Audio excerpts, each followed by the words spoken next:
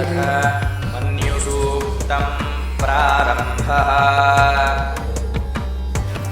यस्ते मन्यो इति सप्तर्षस्य सूक्तस्य तापसो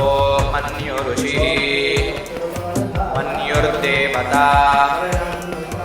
जगति छन्दः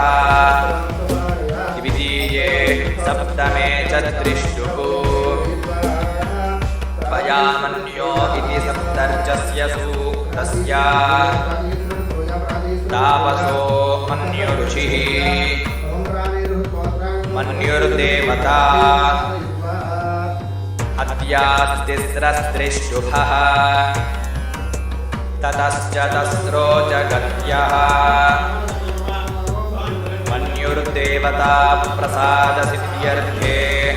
जपे विनियोगः संसृष्टं धनमुभयम् अंगुष्ठाभ्यां नमः समाकृतमस्मभ्यं दत्ता तर्जनीभ्यां नमः वरुणश्च मन्युः मध्यमाभ्यां नमः धिजं दधाना अनामिकाभ्यां नमः हृदयेषु शत्रवः कनिष्ठिकाभ्यां नमः पराजितासो अपनिलयन्तां करतलकरपृष्ठाभ्यां नमः संसृष्टं धनमुभयं हृदयाय नमः समाकृतमस्मभ्यं दत्तां शिरसे स्वाहा वरुणश्च मन्युः शिखायै वषट् भिजं दधाना कवचाय हुं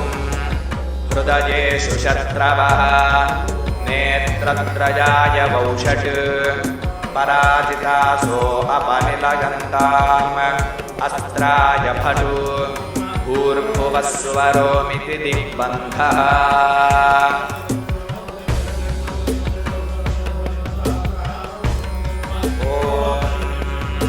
यस्ते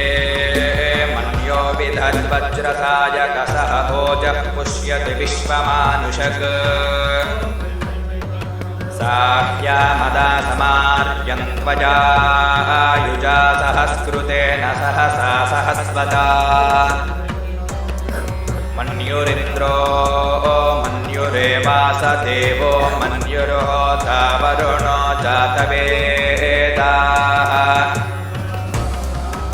मन्युं विषहीलते मानुषीर्याः पाहिनो मन्योत्तपसा सजोषाः अभीमन्यो तव सस्तवीयान् तपसा युजा विजहि शत्रून् अमित्रः वृत्रः दस्युहा च विश्वावसून्याभरात्मन्नाः त्वं हि मन्यो अभिभूत्योजा स्वयं भूर्धामो अभिमातिशाहः विश्वचर्षणिः सहुरिस्सह आवानस्मास्वोजपृतनासुधेहि अभागः सन्नपपरेतो अस्मितवक्रत्वातविषस्य प्रचेतः तन्त्वा मन्यो अग्रतुर्जिहीलाहं स्वातनूर्बलधेयायमेहि अयन्ते अस्म्युपमे यर्वां प्रतीचीनः सहुरे विश्वधायः मन्यो वज्रिन्नभिमामाववृद्वहना पदस्यूनर्तपोऽध्यापेः अभिप्रेहि दक्षिणतो भवामेधा वृत्राणि जङ्घना बभूरि जुहोमि ते तरुणं मत्वो अग्रमुखा उपांशु प्रथमापि बावा त्वया मन्यो सरथमारुजन्तो हर्षमाना धृषिता मरुद्वः दिग्मेशव आयुधा संसिशाना अभिप्रयन्तु नरो अग्निरूपाः अग्निरेव मन्योत्विषितः सहस्रसेनानीर्नः